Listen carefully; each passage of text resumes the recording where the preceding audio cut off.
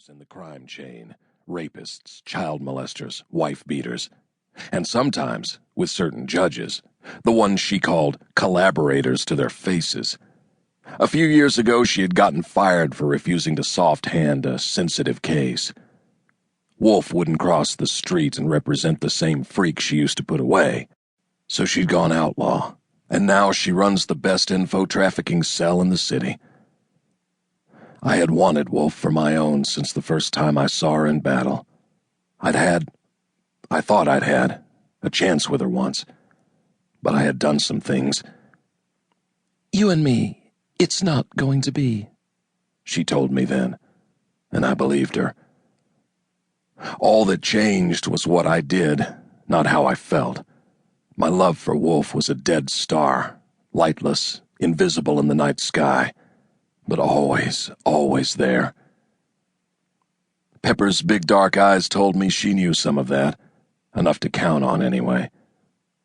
That's the way it is down here. If you can't be counted on, you can't be counted in. "Here's all she could tell me on the phone," Pepper said. "Some man was shot more than once. He's in a coma and they don't expect him to live." So what connects Wolfe? "He named her," Pepper interrupted. "He told the police she was the one who shot him." When was this supposed to have gone down? "I don't know. I don't know anything more about it, not even the man's name. All I know is they're holding her at the precinct, and they expect to arraign her tonight." "She's got an alibi," I said, holding Pepper's eyes. "She's got plenty of those."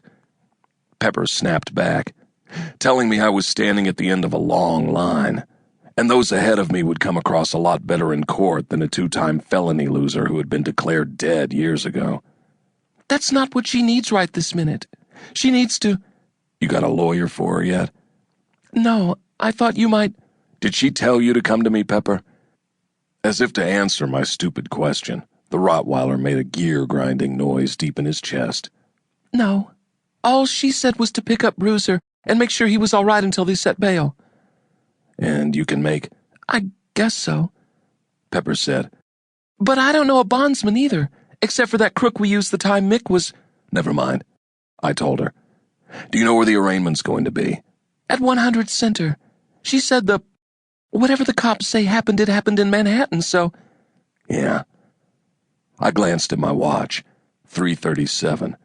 With the usual backlog from the Tombs and the tour bus from Rikers, they probably wouldn't get to Wolfe until the lobster shift, but I didn't want to chance it.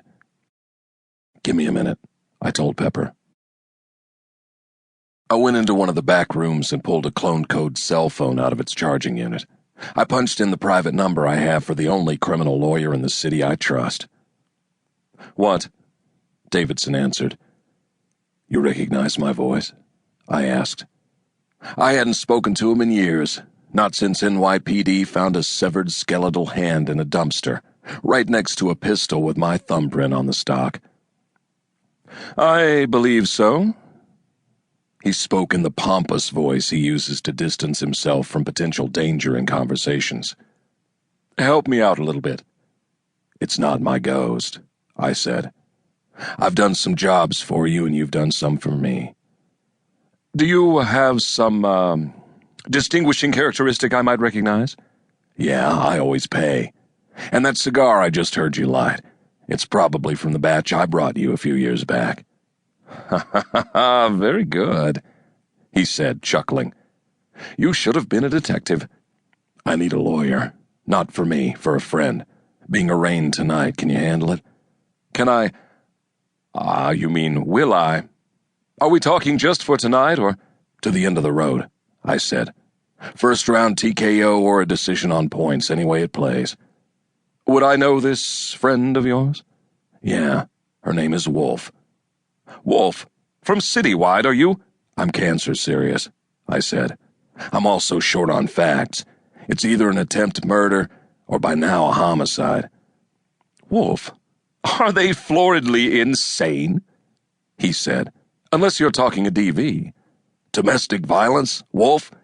Come on, pal.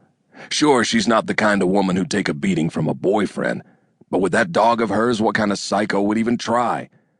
Now, the Vic was a stranger, but he supposedly made a statement.